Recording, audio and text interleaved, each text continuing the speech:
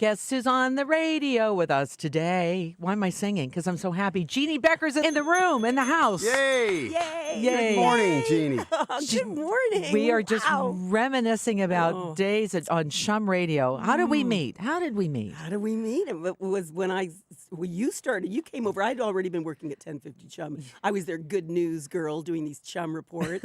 And then you came over. That was CHUM AM to work on CHUM FM. In 1986. Yes, and you were this very kind of glamorous creature I from was? out You west were? or something. That's how I Yes. thought of you. Well, yeah, who is that blonde? Oh my gosh, a lot of hair. That was a lot of hair. Listen, it's so good to have you in the room. There's so much to talk about, but congratulations on the Jeanne Beker book. It's called Heart on My Sleeve, Stories from a Life Well Worn. Love the title, love everything about it. And I know that you've done an audiobook version of it, and that's the one I'm going to listen to. Although this book is very much your voice. Well, there are lots of good pictures in the book There's too. pretty And my pictures. daughter Becky O'Neill did the illustrations. There you go. That's so good. So why did you decide to do a book? Well, this is my 6th book. Yeah. You know, if you live long enough, you get to do a lot of memoirs. It's actually my 3rd memoir. But every decade or so, I think it's time to rehash what you've done. And so many new adventures have happened in the last 10 years. Yeah. Some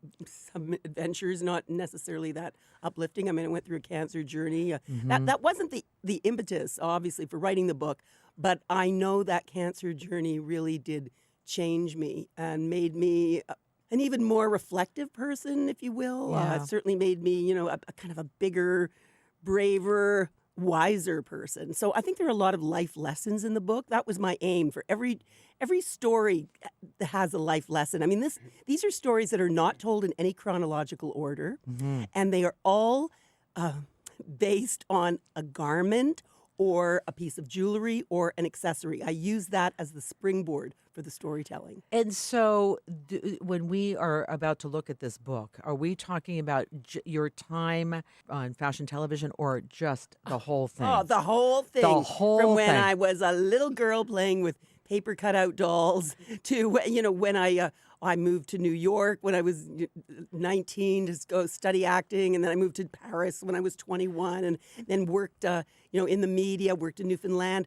worked in the trenches of rock and roll with the new music. Yes. Way back in the day. Remember and that then, day. Yeah, and then that led to fashion television eventually. And so, yeah, I mean, there's just a lot of personal stuff, but a lot of stories from my professional life as well. But of course, I try to be as candid and honest and raw and sentimental as possible. I think it's a great era for that sentimentality and that nostalgia. I think we're all craving it, and this book really has a lot of I that. totally agree with that. Don't you, David? Like, we're craving nostalgia, going back in time and reflecting. Makes me think about I remember when you were pregnant with both girls. How do they feel about this book? Well, Becky, my daughter Becky O'Neill, who's a very talented animator, illustrator, did all the illustrations. Joey O'Neill, who is a fairly accomplished by this point singer-songwriter based in the Yukon. She put together a playlist for me with a couple of her own songs on it. I think they're really proud. I hope they're really proud. Sometimes I think, I put them through a lot. I wasn't physically there for them all the time, and I kind of raised them single-handedly. My husband left when they were like 8 and 10, and I was all of a sudden a single mom with this big, fat, glamorous career. It's like, what am I going to do? And somehow we all got through it. Yeah. We all got through it, and I just gleaned so much inspiration from both of them every day because they're so creative and so kind and so inspiring to me. I just You love raised them. strong women. That's what you did. I hope so. That's what I you really hope so. What is something about fashion television that we don't know? Let me just give you a little story on this one. Jeannie's fashion television studio office was right next door to City Lines. Most of the time you were gone, but when you recorded the show, you had to record the show in your office. And this is what I would hear. City Line, can you keep it down over there? And then you'd hear me go, sorry, Jeannie. Do you remember those days? Do you remember doing that? Yeah, I remember doing that. Like, shut up, City Who was Line. that woman next to me? God, you must have hated me. Not at all. Because she's back. She's back. But what I do want to say is Must See TV was fashion television. I know you've done so much more than that, but Must See TV is not only the looking at the fashions, but you going after the interview amongst many other press people and doing that. And I'm telling you, that fashion television microphone flash was right up front and center. And then, I mean, like you probably walked away with some bruises. I've had very sharp elbows. Yes. And it was survival of the fittest. Yes. When we first started, I was like the only one there. No one else was covering fashion in that way in the media. Right. But as the years progressed and all of a sudden it would be, I was in the eye of the storm, but I was determined to get those sound bites and get, my dad's motto, what saw him through the war, the Holocaust, both my parents really was, don't be afraid and never give up. And that's what went through my mind every time, I'd be running backstage or, trying to get to Karl Lagerfeld. It was like, don't be afraid, never give up, just go, go, go, go, go. I just knew I had to come home with the gold. And you did. This is a book, by the way, that if you want to be inspired, you must read. And you give it to your daughters, too, to read. And your sons. Because these are stories that make you feel like, I can do this. And that really happened. Because sometimes when you're on TV, they think your life is perfect. And it is not. It is far from perfect. And that's what life is all about. Anyone that believes otherwise is, not living in the real world. It's the agony and the ecstasy of life. Lots of highs and lots of lows, but we love the mix. All the people that you've met, interviewed, took pictures with, who's your favorite? Who really stands out? I know that's a tough question. A lot of them stand out. And the ones that stand out are in the book for the most part. If I had a garment or a piece of jewelry or an accessory to go along with their story. If not, I just had to save those stories that will come out in some other book. But, characters from the fashion world, like, of course, Karl Lagerfeld, Lee McQueen, Alexander, late great Alexander McQueen, we've lost so many. The brilliant Oscar de la Renta, who was such a class act, just such a beautiful person, such a sharp, he called everyone angel. And you'll have to read that story, too. It's just so many of the fashion people. And then going back to, of course, the music people like Ronnie Hawkins, who I got to meet when I was 17, boogieing my brains out on stage at the first Toronto Pop Festival in 1969. I jumped up on stage wearing a little yellow bikini top with pom-poms on it. And it was like, rah. And then my picture got in the paper and I thought, I'm getting discovered. And then Ronnie and his manager, Heavy Andrews, invited me to go down to the Hawk's Nest, which was where their offices were on top of Le Coq d'Or, an old nightclub on Yonge Street, and they invited me to come down there the next day, and they're like asking me if I would go to this new rock festival that was going to be happening in upstate New York at the end of the summer. Woodstock. Who wouldn't know it was Woodstock at the time. And if I would dance for him again. And I'm thinking, I'll go dancing. I could be a real professional go-go girl. They go, except this time we want you to take off your bikini top and we'll drop you out of a helicopter. My mother is never going to let me do that. So anyway, just lots of great stories about, Ronnie and a lot of Paul McCartney.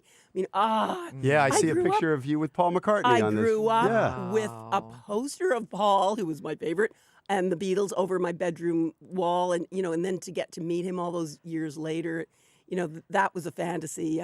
So many great Stevie Wonder. I got to watch, if you can call it watch, because Stevie can't really see, but a fashion show at New York Fashion Week. I sat next to Stevie at a fashion show. His ex-wife was a fashion designer, and she was put a there to runway show support. on. Yeah, so that was incredible. Madonna, Beyonce.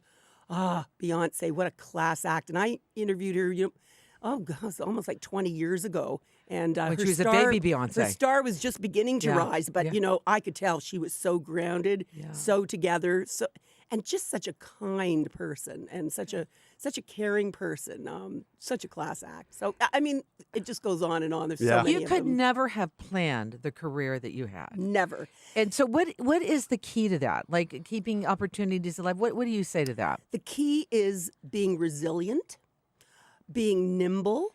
I mean, there are lots of bad stuff happened to me too, where like all of a sudden, like my salary got slashed in half, or I was popping these babies. I was having babies at a time when you couldn't take a year off on mat leave and they would give you your same job back, Right. No, I was told, well, if you're not back at work, in a couple of weeks, sorry, but there's a lineup of 20-year-old girls after a job It's outside amazing my that office they would even door. say that to you. Yeah, I know, but we Yeah. put up with it because I said, okay. There was I'll no don't Well, worry HR. about that's what that. it There was was. no HR back in the day. Yeah, There was no HR. Exactement. None. I know. Yeah. But Yeah. what doesn't kill you makes you stronger. That's right. And it was tough, but Yeah. it was incredible. And I think as long as you roll with the punches, as long as you don't take yourself too seriously, that was a very important piece of advice that Stan Cleese, who founded the Junos Yes. with Walt Grealis, Right. gave me very, very early on in my career. One of the best pieces of advice. Stan said to me, whatever you do, you'll be great, you'll be successful, but just don't ever take yourself too seriously. And I have to this day, keep reminding myself to do that. You and I both had, and I'm going to put myself into your group for just a second. We had some very strong and very helpful men. Because it was run by men, and I always say I was raised by men in broadcasting. There's a couple of dodos, but for the most part, we had some good Okay. people. Yeah, right. But now very quickly too, but worth more of a chat. But I know you have to move on, and we got to continue with the show. But how was your journey with cancer? You were diagnosed with cancer. Tell us about that. I was diagnosed with breast cancer shortly after my 70th birthday when Yeah. I was feeling very invincible and, how could anything happen to me? And it's like, went down kind of a dark hole for just a few days. But then I said, no. Even if I, God forbid, only have like 6 months left, because, you always imagine the worst, Yeah. I am going to live in the light and I'm going to be positive about this. And I love my life too much to let fear rob me of joy. And, I think we all have that choice in life. And with thanks to the brilliant Princess Margaret Cancer Center, it became my temple of healing. And and I made it. And thankfully living at a time when all these wonderful medical possibilities are there. Like we are Yes. really lucky about that. But you have to be vigilant, and this is Breast Cancer Awareness Month. Yes. So very, very important to be vigilant and not be afraid to get a mammogram and No. just really get yourself checked. And if you have dense breasts, and almost 50% of women have dense breasts, find out. They will tell you once you have your mammogram, you must go for additional screening. A mammogram is not enough. And So if you're afraid to go, which we can both tell you, don't be afraid to go. no, don't be afraid. But Come take a on. friend. Don't Take a be friend with don't you. Be a Yeah, sissy. yeah. Don't be a sissy. sissy. Jeanne Beker, new book out, Heart on My Sleeve. Thank you so much for being with us. So Thank much you. love. It's a great Thank read. you so much. I'm going to listen to it on audiobook because I want to hear your voice, although you can hear your voice in this book. Thanks, Jeanne. Okay, so much love, you guys. Thanks.